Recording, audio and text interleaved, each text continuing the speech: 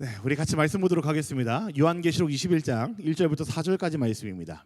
요한계시록 21장 1절부터 4절입니다. 네, 우리 같이 한 절씩 보도록 하겠습니다. 요한계시록 21장 1절부터 4절. 제가 1절 말씀 먼저 보겠습니다. 나는 새 하늘과 새 땅을 보았습니다. 이전의 하늘과 이전의 땅이 사라지고 바다도 없어졌습니다. 나는 또 거룩한 도성 새 예루살렘이 남편을 위하여 단정한 신부와 같이 차리고 하나님께로부터 하늘에서 내려오는 것을 보았습니다. 그때 나는 보좌에서 큰 음성이 울려 나오는 것을 들었습니다. 보아라, 하나님의 집이 사람들 가운데 있다. 하나님이 그들과 함께 계실 것이요 그들은 하나님의 백성이 될 것이다. 하나님이 친히 그들과 함께 계시고 그들의 눈에서 모든 눈물을 닦아주실 것이니 다시는 죽음이 없고 슬픔도 울부짖음도 고통도 없을 것이다. 이전 것들이 다 사라져 버렸기 때문이다. 아멘. 여러분, 낯선 땅 다르게 살기라는 제목으로 우리 하나님 나라를 계속 살펴보고 있습니다. 여러분, 오늘이 6주째입니다. 한 주 이제 성찬식 한번 껴가지고 사실은 이제 7주째 쭉 살펴보고 있긴 하지만요. 하나님 나라만 우리가 이야기한 지는 벌써 6번째 시간이에요. 시간이 너무 금방 갔죠? 이제 좀 있으면 여러분 종강이잖아요. 네, 그러니까 한 학기를 여러분들은 저와 같이 하나님 나라에 대해서 아주 진득하니 보고 있다라는 이야기이기도 합니다. 여러분, 지금까지 살펴본 내용들 다 기억하세요? 물론 기억 못하시겠죠, 그죠? 그래서 제가 매주 이렇게 하잖아요. 자, 우리가 바라기는 여러분에게 하나님 나라라는 것이 그저 죽어서 가는 나라가 아니라 여러분의 삶에서 지속될 수 있는 것이고, 그리고 여러분이 매일매일 지금 여기서 언제든 경험할 수 있는 것이 하나님 나라라는 것을 여러분들이 꼭 아시면 좋겠습니다. 사실은 그거 하나만 알고 가셔도 저희 6주 동안에 여러분들과 함께 살펴본 말씀에 대한 저희 어떤 그 목표는 저는 채운 것이라고 저는 생각을 해요. 뭐 그 이후에는 분명히 또 까먹을 테니까 뭐 내년에 또 얘기하면 되고요. 뭐 그 다음에 얘기하면 되니까 저는 뭐 걱정하지 않습니다. 하지만 여러분이 이거 하나만은 좀 알고 가시면 좋겠어요. 하나님 나라라는 것이 죽어서만 가는 것이 아니라 지금 여러분들의 삶 가운데에 지금 여기서 시작되는 것이라는 것을 여러분들 그거 하나만 기억하시면 좋겠습니다. 그래서 우리들의 일상이 너무나 소중해요, 여러분. 그래서 때로는 그 하나님 나라라는 것이 눈에 보이지 않는 자금으로 역사한다는 것을 우리는 지난 시간에 살펴봤죠. 마치 눈에 보이지 않는 겨자씨와 같은 모습이지만 그것이 이제 자라서 큰 나무가 되는 것처럼 우리의 일상에서 시작되는 하나님 나라가 그런 모습일 수 있다라고 제가 이야기를 했습니다. 기억하시나요, 여러분? 네, 겨자씨와 같은 믿음이, 겨자씨와 같은 우리들의 모습 가운데 있는 하나님 나라가 이제 이후에는 큰 나무가 되고 새들이 와서 지저귀일 수 있는 그런 나무가 된다라는 것을 우리는 지난 시간에 살펴봤죠. 그렇기 때문에 지금 여러분들이 하는 아주 작은 결단이, 작은 기도가, 그리고 섬김이 여러분의 삶에서 하나님 나라를 이루어갈 수 있는 그 시작이 될 수 있다는 것을 지난 시간에 말씀드렸습니다. 기억하십니까? 네, 그래서 여러분의 작은 기도와 작은 결단 너무 가볍게 생각하지 마십시오. 그거 하나를 통해서 여러분들의 삶 가운데 하나님 나라가 시작되는 겁니다. 여러분들이 하는 아주 작은 결단을 통해서, 작은 실천을 통해서, 여러분들의 작은 섬김을 통해서 그것의 시작으로 여러분 하나님 나라가 시작된다는 사실을 꼭 기억하시면 좋겠어요. 오늘은 그 마지막을 좀 살펴보려고 해요. 여러분, 혹시 살면서 이런 생각해 본 적 있으세요? 아, 이제 진짜 못 해먹겠다. 아, 이제 정말 끝난 것 같다. 뭐 이런 생각 해본 적 있으십니까? 그게 뭐 학업이든 뭐 사람과의 관계의 문제든 뭐 신앙이든지 간에 마음 한구석에 이대로 끝나는 것이 아닌가라는 그런 불안함들이 계속해서 올라올 때가 있지 않습니까, 여러분? 그런 경험들 해보셨죠? 그런 감정들 경험해 보셨으리라 생각을 합니다. 우리는 끝나는 것에 대해서 아주 심각하게 생각할 때가 많이 있는 것 같아요. 그리고 속으로 이렇게 물을 때도 있어요. 아, 내 끝이 너무나 험하면 어떻게 하지? 내가 지금까지 해왔던 것들이 너무나 별거 아닌 걸로 끝나버리면 어떻게 하지? 내가 지금 손에 쥐고 있는 것들, 내가 지금 고민하는 것들, 마음을 쏟고 있는 것들이 내 끝이 허무하기 때문에 이런 것들이 아무 소용이 없어지면 어떻게 하지라는 생각들, 그런 불안함들 여러분들 가져보신 적 있으십니까? 제가 여러분들을 주로 만나면서 확실히 알게 되는 것이 하나가 있는데 그건 이겁니다. 여러분과 같은 청년의 삶은 생각보다 무겁다라는 거예요. 뭐 저도 여러분들 같은 그 청년의 때를 지나왔죠. 한 20여 년 전에. 근데 제가 생각했던 것보다 지금 여러분들이 겪고 있는 그 청년의 때는요, 훨씬 더 무겁다라는 생각을 합니다. 고민이 많잖아요, 여러분. 생각할 것도 많고요. 그죠? 지가 생각 없이 살아놓고 뭐 그런 소리 안 하고 그런 표정 드린 것 같은데 뭐 비슷하긴 해요. 하지만 근데 청년들이란 게 너무나 이제 고민도 많고 여러분도 앞날에 대한 고민들 많이 하시지 않습니까? 늘 미래는 불확실하죠. 관계는 어긋날 때가 많이 있잖아요. 여러분들 의도와는 상관없이 사람과의 관계가 틀어질 때가 많이 있죠. 하고 싶은 일이 있는데도 잘 안 될 때가 많이 있고, 열심히 사는데도 나아진 것이 없어 보일 때도 많이 있습니다. 그렇지 않아요, 여러분? 그럴 때 우리는 쉽게 포기하고 싶을 때가 있고, 금방 끝내고 싶을 때가 있고, 이제 못해 먹겠다는 생각이 들 때가 많이 있죠. 마침표를 이게 찍고 싶어질 때가 많이 있습니다. 그러나 우리 하나님께서는 우리에게 이렇게 말씀하시는 것 같아요. 지금 우리가 처해 있는 현실이 끝이 아니라고 이야기를 하십니다. 여러분, 하나님 나라라는 것은요, 우리의 이 땅에서의 삶 자체가 그걸로 끝이 아니라는 것을 알려주는 것이 사실은 하나님 나라의 또 다른 모습이기도 해요. 아직 끝나지 않은 이야기가 있다라고 말씀하시는 것이 우리 하나님의 답변이고, 아직 끝나지 않은 이야기가 있으니 견뎌라라고 말하는 것이 바로 하나님 나라라는 그 개념 속에 담겨있는 우리 하나님의 바람입니다. 오늘 우리가 함께 볼 요한계시록 21장은요, 하나님 나라의 그 마지막 장면을 보여주고 있는 말씀이에요. 그 장면은 절망이 아니라 반전이 있다는 것을 보여주고요, 파멸이 아니라 회복이 있다는 것을 보여주고요, 죽음이 아니라 생명이 있음을 보여주는 것이 바로 오늘 우리가 살펴볼 이 말씀입니다. 오늘 나누게 될 이 말씀이 지치고 힘든 여러분들의 삶 가운데 참 위로가 되기를 간절히 소망합니다. 이미 우리 안에 임한 하나님 나라는 우리의 일생에서 살아내야 될 하나님 나라입니다. 하지만 아직 임하지 않은 완성될 하나님 나라는요, 곧 우리에게 임할 하나님 나라는 우리가 소망하며 기다릴 수 있다는 사실을 오늘 저와 여러분들이 마음에 품고 돌아가는 시간이 되면 좋을 것 같아요. 우리 오늘 말씀 한 번만 더 읽어봅시다. 1절부터 4절까지인데요, 여러분들 한번 쭉 읽어주세요. 1절부터 4절까지 말씀. 네, 읽어주십시오. 시작.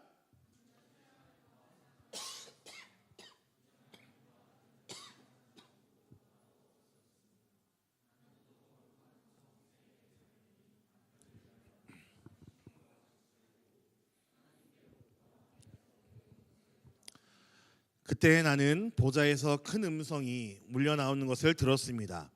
보아라, 하나님의 집이 사람들 가운데 있다. 하나님이 그들과 함께 계실 것이요, 그들은 하나님의 백성이 될 것이다. 하나님이 친히 그들과 함께 계시고 그들의 눈에서 모든 눈물을 닦아주실 것이니 다시는 죽음이 없고 슬픔도 울부짖음도 고통도 없을 것이다. 이전 것들이 다 사라져버렸기 때문이다. 아멘. 여러분, 사도 요한은요, 이렇게 기록을 합니다. 새 하늘과 새 땅을 보니까 이전의 하늘과 이전의 땅이 사라지고 바다도 없어졌다라고 이야기를 합니다. 오늘 말씀 1절에서 그렇게 나오죠. 여러분, 지금 사도 요한의 이 말씀은요, 리뉴얼이 됐다라는 이야기가 아닙니다. 그 정도 수준이 아니고요, 완전히 새롭게 창조된 세계를 이야기합니다. 그리고 눈여겨볼 만한 표현이 하나 있는데, 바로 마지막에 1절 마지막에 등장하는 바다가 없어졌다라는 표현이에요. 이런 바다가 없었다는 표현 어떠세요? 좀 생소하지 않으세요? 그럼 이제 해수욕 못하는 건가? 비키니 못 입나? 뭐 이런 생각 하시는 분들이 있겠죠. 네, 그러실까봐 말씀드려요. 네, 고대인의 입장에서 생각해 보셔야 됩니다, 여러분. 사실 성경을 보면요, 바다에 대한 이미지는 사실 굉장히 그렇게 긍정적이지 않습니다. 성경에서는 그래요. 특히 유대인의 사고에서는 더욱더 그렇습니다. 바다라고 하면요, 사실은 성경에서는 이런 의미예요. 늘 혼돈, 불안, 그리고 두려움, 죽음, 분리의 상징이 바로 바다였어요. 이해되세요, 여러분? 그러니까 우리가 알고 있는 것처럼 이게 쫙 이쁘게 펼쳐져 있는 그런 백사장이나 바다 같은 느낌이 아니라요, 성경에서는 너무나 이제 미지의 존재이고 미지의 땅이기 때문에 바다라는 것은 성경에서는 전부 다 불안함의 상징이었고 죽음의 상징 내지는 두려움의 상징이 바로 바다입니다. 그래서 저는 우리의 인생을요, 바다에 비교하는 것이 너무나 의미 있다고 저는 생각을 해요. 물론 바다는 여전히 아름다운 것이 맞지만, 그래도 간간히 우리들의 인생을 이야기할 때 바다에 비유를 많이 하잖아요. 여러분과 저의 인생도 인생의 바다를 살아갈 때가 많이 있죠. 끝없는 비교의 파도가 밀려올 때가 있고, 실패와 두려움이 썰물처럼 밀려올 때가 많이 있습니다. 관계에서 오는 상처와 두려움들, 고립감들은 우리를 섬으로 만들어 놓을 때가 많이 있죠. 그런데 우리가 이거 말씀에서 뭐라고 얘기하십니까? 하나님이 그 바다가 없을 거라고 얘기를 하잖아요. 하나님 나라에는 그 바다가 없대요, 여러분. 물이 없다는 이야기가 아니라 이 고대인들이 생각하는 모든 불안과 혼란과 죽음과 분리와 두려움을 상징하는 그 바다가 그 하나님 나라에는 없다라고 이야기를 하고 있습니다. 하나님께서 그 모든 불안과 혼란을 걷어내시겠다라고 이야기를 하는 거예요. 그리고 그 결말이 있기 때문에 지금 우리가 살고 있는 현실이 끝이 아니라는 이야기입니다. 여기서 우리의 인생이 끝나지 않는다라는 이야기예요. 이어서 보면요, 사도행전 또 이렇게도 이야기해요. 2절 3절 말씀 보시면은, 4절 말씀 보시면은 그들의 눈에서 모든 눈물을 닦아주실 것이다 라고 이야기를 합니다. 여러분, 눈물을 닦아준다라는 표현 어떻게 들리십니까? 너무나 따뜻한 장면 아니겠습니까? 하나님이 그저 괜찮아 라고 위로해 주신 것에서 끝나는 게 아니라 직접 오셔서 우리의 얼굴을 만져주시고 쓰다듬어 주시고 눈에 눈물이 고여 있으면 그것들을 전부 다 이게 닦아주시고 괜찮지? 라고 하면서 우리를 위로해 주시는 모습이 바로 여기 담겨 있어요. 여러분, 지금 여러분들의 인생에서, 지금 여러분들의 삶에서 여러분의 눈물은 무엇입니까? 지금 여러분이 가슴에 품고 있는 여러분의 눈물은 뭐예요? 사람들 앞에 미쳐 보일 수가 없고 참아 보일 수가 없는 여러분들이 갖고 있고 매일매일 흘리고 있는 여러분의 눈물이 무엇입니까? 누군가에게 상처받고도 아무 말도 못했던 그런 날이 있었겠죠, 여러분. 계속해서 실패하는 취업이나 여러 시험들, 자격증 때문에 마음이 불안하고 초조해짐 여러분 경험하시잖아요. 눈물 아닙니까? 그래서 자존감이 바닥을 쳐가지고 내가 도대체 왜 이러고 있을까라는 그런 막막함도 여러분 경험하시죠. 눈물 아닙니까? 누구에게도 말할 수 없어서 혼자서 울어야만 했던 시간도 분명히 있었죠.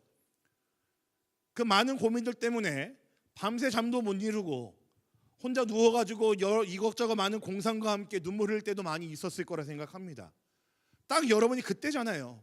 그런 생각들이 많이 있을 때고 그런 여러 가지 상황과 환경들이 여러분들의 마음 가운데에 눈물을 자아내게 만들죠. 여러분, 인간의 연약함을 아십니까? 제가 이제 결혼한 지 12년 차거든요, 여러분. 꽤 됐죠? 제가 결혼한 지 이제 12년이 됐어요. 근데 이제 부부가 살다 보면 여러분 가끔 실수할 때가 있잖아요. 살아봐요, 여러분 나중에. 네, 많이 실수해요.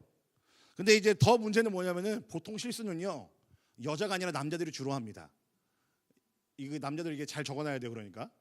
예, 결혼하고 이제 부부가 살다 보면 실수가 이게 일어났는데 그때 보통 실수는 누가 한다? 누가 한다? 누가 한다? 여자가 안 하고 남자가 한다고 실수는요. 누가 아주 이게 호기롭게 여자로 외쳤는데 남자가 주로 합니다. 그래서 이제 아내가 화내고 속상해서 울고 그러면은 저는 이제 달래줘야 되잖아요. 그렇죠? 다행히 저희 아내는 그런 말을 안 해요. 여보 미안해 그러면 뭘 잘못했는데 이런 건 안 해요. 뭐 그렇게 유치한 사람은 아니에요. 사과는 받아주는 사람이거든요. 그래서 이제 가서 이제 제가 막 사과를 하고 이제 달래주죠. 여보 미안해 내가 잘못했어 그러면은 그러면서 이제 저희 아내는 이제 알겠어 그렇게 얘기하면서 저는 거기다 또 한마디 또 이제 얹죠. 여보 내가 다시 이제 당신 안 울게 할게 뭐 이런 얘기 한단 말이에요. 그런 거 해요, 여러분. 남자들 꼭 기억해요. 그런 거 한다고 여러분들 곧 할 때가 올 거예요. 근데 여러분 과연 제가 이 이야기를 잘 지켜왔을까요? 뭐 아니요, 크게 얘기하지 말고 조용히 얘기하세요. 잘 못 지켰습니다. 많이 못 지켰어요. 또 얼마 있다가 다른 일로 화나게 하고 실수한 일도 이제 생기죠. 여러분 이게 뭘까요? 인간의 연약함이에요. 저를 이제 변호하려고 그러는 게 아니라요. 인간의 연약함이 이런 거라고요. 눈물 안 흘리게 할게 라고 했지만 눈물을 흘리게 만들 수 없는 게 이게 인간의 연약함이고 남자의 연약함입니다. 믿으십니까, 형제들? 네, 그런 거예요. 근데 여러분 하지만 하나님이 하신 약속은요 그 정도 수준이 아니라고요. 유한하고 제한적인 약속이 아닙니다. 상황에 따라서 바뀔 수 있고 상황에 따라서 이제 못 지킬 때가 있는 그런 게 아니라 하나님의 약속은 무한하시죠. 제한이 없으십니다. 반드시 지키시는 분이 하나님이십니다. 오늘 말씀에 뭐라고 얘기하십니까? 하나님이 다시는 우리의 눈에 눈물이 흐르지 않게 하겠다라고 이야기를 하세요. 여러분 이 약속이 진짜겠죠. 제가 아내한테 그 뻥카 날리는 수준이 아니라 하나님께서 말씀하시는 내가 다시 너희들의 눈에 눈물을 안 흘리게 할게라고 말씀하시는 것은요, 여러분 진짜 아닐까요? 여러분 눈물 닦아주려면 어떻게 해야 됩니까? 이게 장대 가지고 이렇게 하는 거 눈물 닦는 거 아니잖아요. 눈물 닦아주려면 어떻게 해야 돼요? 수건을 들고 손수건 들고 와서 티슈를 들고 와서 어떻게 해야 돼요? 눈과 눈을 마주 봐야 되고 눈물을 닦아줘야 되고 얼굴도 만져야 돼요. 여러분, 그 안에 친밀함이 담겨 있는 거죠. 그 안에 하나님께서 얼마나 우리를 사랑하시는지 그 안에 담겨 있는 표현입니다. 남자들 아시겠어요? 네, 그런 표현이에요, 여러분. 눈물 닦는다라는 게. 그만큼의 친밀함이, 사랑이 드러날 수밖에 없는 표현이 바로 지금 이 표현이에요. 하나님이 약속하시는 것은요, 이런 사랑입니다. 여러분, 저는 그래서 우리 하나님 굉장히 로맨틱한 분이신 것 같아요. 표현이 되게 로맨틱하잖아요. 내가 다시 너의 눈에 눈물 안 흘리게 할게, 내가 너의 모든 눈물 닦아줄게 라는 표현 하시잖아요. 여러분, 하나님은요, 여러분의 눈물 모르지 않으십니다. 제가 확신하는데요, 하나님 정말로 여러분의 눈물을 모르지 않으십니다. 그저 방치하지 않으시고 그냥 두지 않으시고 하나하나 기억하시고 직접 와서 닦아주신다라고 말씀하시는 거예요. 여러분, 이것이 하나님 나라의 모습입니다. 하나님 나라의 회복이 바로 이런 거예요. 단지 죽은 뒤에 가는, 죽음을 경험하고 난 다음에 가는 천국이 아니라 하나님이 완성하실 이 땅에서의 현실, 그리고 우리가 그날을 바라보며 견딜 수 있는 이유는요, 여러분들이 지금 흘리고 있는 그 모든 눈물들을 하나님께서 닦아주실 것이고 다시는 그런 눈물 안 흘리게 만드시겠다고 약속하셨기 때문에 여러분, 우리는 이 땅에서 그 하나님을 기대하고 소망하면서 버틸 수 있고 견딜 수 있고 살 수 있다라는 겁니다. 그게 우리가 오늘을 살아가는 이유가 돼야 된다라는 거죠. 여러분, 하나님의 그 사랑이 느껴지십니까? 로맨틱한 하나님의 그 표현이 여러분 다가오십니까? 우리 하나님은 그렇게 우리를 사랑하신다고 얘기하고 계신 거예요. 우리 오늘 말씀 3절도 한번 읽어볼까요? 3절입니다. 3절만 한번 같이 읽어볼게요. 3절 시작.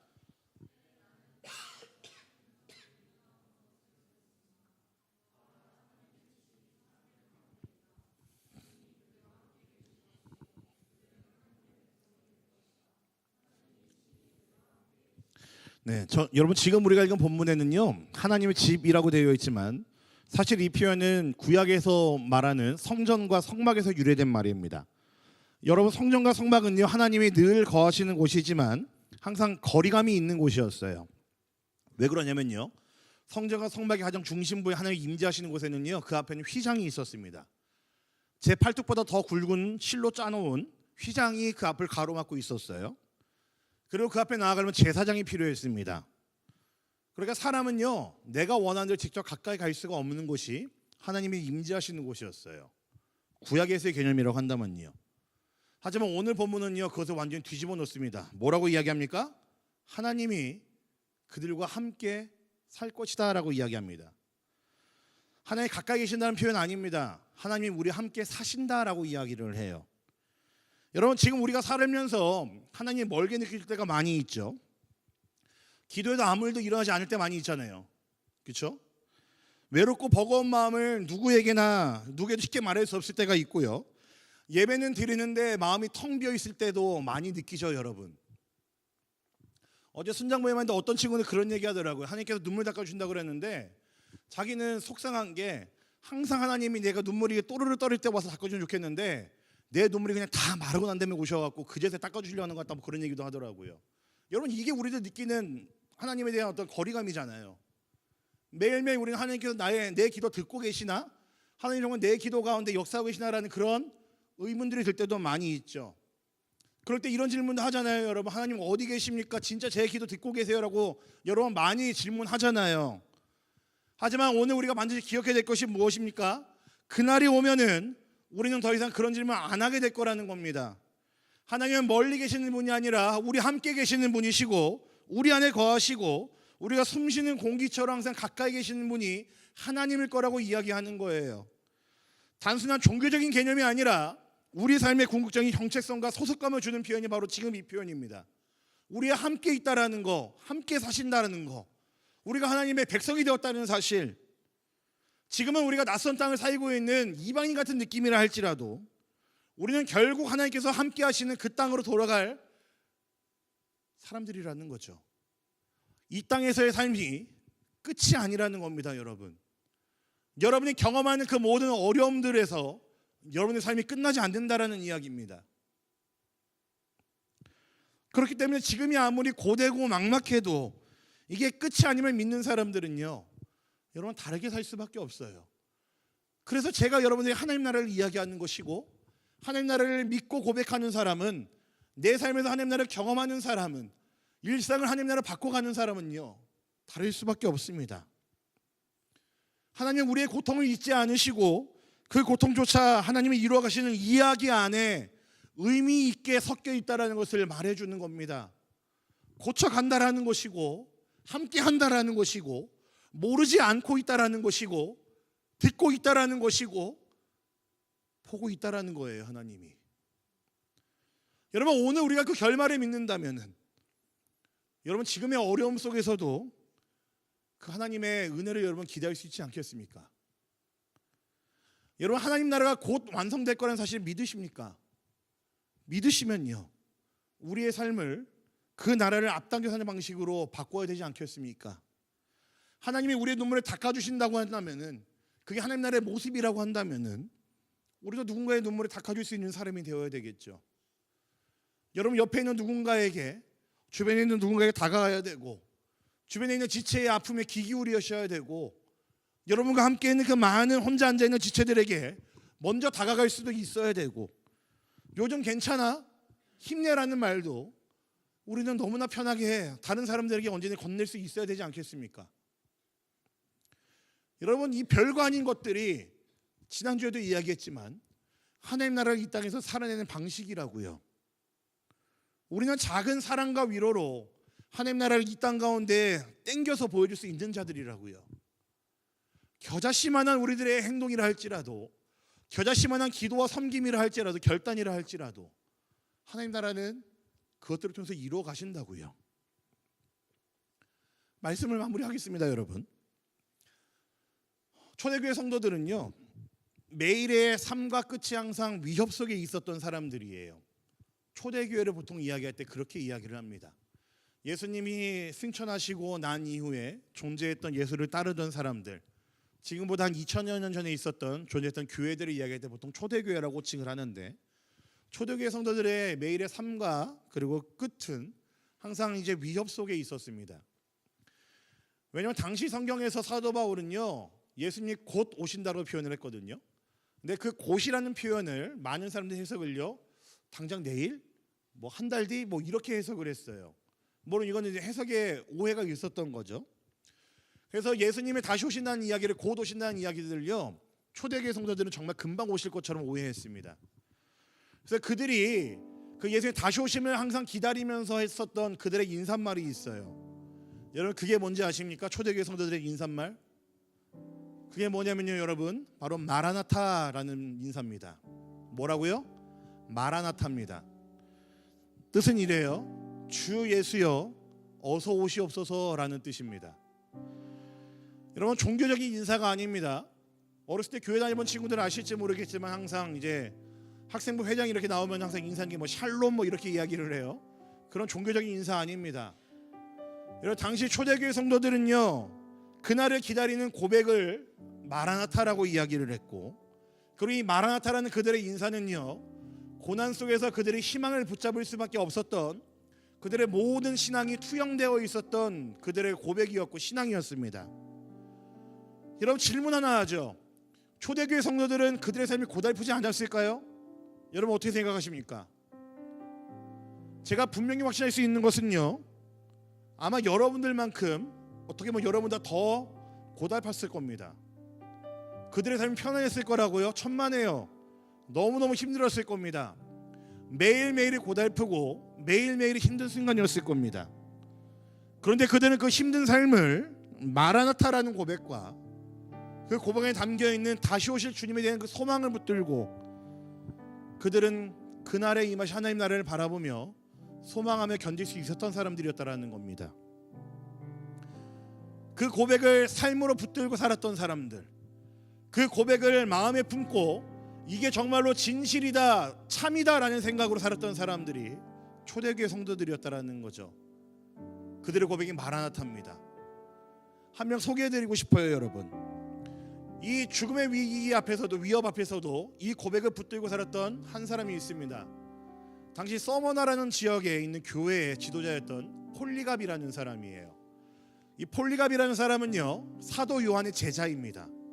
뭔가 좀 현실성이 있죠. 사도 요한이 되게 먼 사람인 줄 알았는데 그 사람의 제자 이야기하니까 좀 더 가까운 느낌이잖아요. 사도 요한의 제자 중에 한 명인 폴갑이라는 분이 있는데 당시 로마의 박해 속에서 믿음을 지키며 복음을 전파하며 교회를 돌보던 아주 신실하신 지도자였습니다. 교회 선생이었다라는 이야기예요. 그의 나이가 86세가 되었을 때에 고대로 봤을 때 굉장히 장수한 나이잖아요. 86세라는 이야기는요. 86세가 된 이 폴갑은요 예수님을 믿는다는 이유로 체포되어서 끌려갑니다.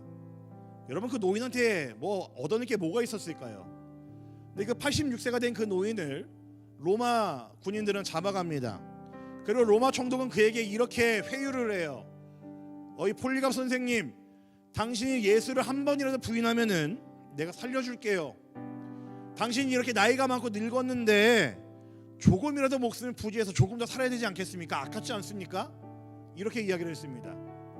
그때 폴갑의 대답이 뭐였냐면요, 딱 이겁니다. 나는 86년 동안 예수님을 한결같이 섬겨왔습니다. 그런데 그 86년의 세월 동안 그분은 한 번도 나를 해한 적이 없는데 내가 어찌하여 내 목숨 살자고 그 예수님을 부인할 수 있고 그 예수님을 내가 거절할 수 있겠습니까? 라고 이야기를 했다고 그래요. 그 이후에 이 폴갑은요 산채로 이제 화형에 처해지게 되고 그는 그 믿음을 지키고 있는 초대교회 순교자로 우리들에게 기억되고 있는 선배님이십니다. 여러분들에게 제가 지금 이 말씀 드리는 것은요 결사적으로 처절하게 믿으라는 이야기 아닙니다. 물론 그런 믿음 필요해요. 우리가 살고 있는 세상은 너무나 낯선 땅이기 때문에 너무나 많은 것들이 우리들을 공격하고 있기 때문에 여러분들의 가치관을, 여러분들이 믿고 있는 예수님이라는 그 존재를 너무나 다들 이제 혼돈 가운데 몰아가고 있고 가치관을 흔들고 있기 때문에 이런 결단과 믿음 필요합니다. 폴갑처럼 여러분 지금 당장 여러분 목숨 걸라는 이야기도 아닙니다. 그러나 여러분 알아야 돼요. 폴갑에게 있어서요 그에게 죽음은 끝이 아니었습니다. 당장 현실의 문제가 그에게는 끝이 아니었다라는 거죠. 당장 눈앞에 있는 죽음을 목전에 두고 있는 그의 막막한 현실은요 더 이상 그에게는 문제가 아니었다라는 겁니다. 왜냐하면 그는 이 고백을 품고 있었거든요. 마라나타, 주 예수여 어서 오시옵소서. 내 삶이 지금은 여기서 끝날지 모르겠지만 다시 오실 그 주님과 함께하는 하나님 나라에서는 내 삶이 끝이 아님을 알고 있고 이 죽음이 내 삶을 끝내는 것이 아님을 내가 알고 있기 때문에 나는 아직 끝나지 않은 이야기 가운데 살고 있는 하나님 나라의 백성이기 때문에 폴갑은 죽음 앞에서 의연할 수 있었고 그의 입술로는 예수를 절대로 부인하지 않을 수 있었습니다.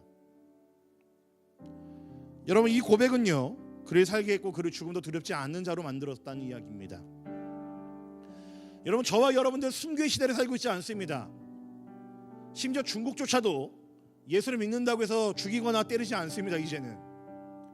하지만 여전히 우리는요 낯선 땅에서 우리의 믿음을 지키기가 어려울 때가 많이 있습니다. 때로는 막막한 현실 때문에 그 고통 가운데 눈물과 고난의 순간이 찾아올 때에 여러분 우리는 주저할 때가 많이 있죠. 반복되는 그 현실 가운데서 여러분들의 일상이 이대로 끝내버리면 좋겠다는 생각이 들 때도 많이 있죠. 불안이 극으로 달하면은 여러분 다 그냥 손에 두고 싶은 생각도 많이 들지 않으십니까? 그럴 때 여러분 우리가 붙들어야 될 고백은 동일합니다. 여러분 세상은 여러분들을 끝이 보이는 곳으로 밀어넣습니다. 그러나 기억하십시오. 우리 하나님 우리를 끝나지 않은 이야기 가운데로 이끌어 가시는 분이십니다. 우리는 아직 끝나지 않은 이야기들의 주인공입니다. 여러분들의 삶이 아름다울 수밖에 없고 여러분들의 삶이 참으로 하나님의 은혜 가운데 있을 수밖에 없는 이야기는 하나님께서는 그 아직 끝나지 않은 이야기 가운데로 여러분들 몰아가고 계시고 이끌어가고 계시고 그리고 그 결말은 항상 아름다울 것이 분명하기 때문입니다. 바다가 없어요 여러분. 눈물이 없습니다. 하나님이 여러분과 함께 하십니다. 이 땅에 살아가는 저와 여러분들이 그 소망으로 오늘을 살 수 있기를 앞으로 여러분들의 모든 어려움들 앞에서도 이 소망으로 이겨낼 수 있기를 견뎌낼 수 있기를 버텨낼 수 있기를 우리 주님의 이름으로 간절히 부탁드립니다. 그 하나님 나라를 살아내는 여러분 모두가 되시면 좋겠습니다. 여러분들의 매일의 삶 가운데 주 예수에 어서 오시옵소서라는 그 고백이 여러분의 마음 가운데에 울림이 되고 여러분들의 고백이 되고 여러분들의 믿음이 되기를 우리 주님의 이름으로 간절히 부탁드립니다. 아멘. 우리 함께 찬양하겠습니다. 우리가 소망해야 되는 그때가 바로 이때라고 생각을 합니다. 우리 주님과 함께 얼굴과 얼굴을 마주할 그때에 참으로 우리가 그날을 소망하면서 지금 우리의 눈앞에 있는 여러 가지 많은 어려움들, 힘듦, 불안함들, 두려움들 우리가 견뎌내고 이겨낼 수 있기를, 돌파해낼 수 있기를 소망하면서 함께 찬양으로 고백하면 좋겠습니다.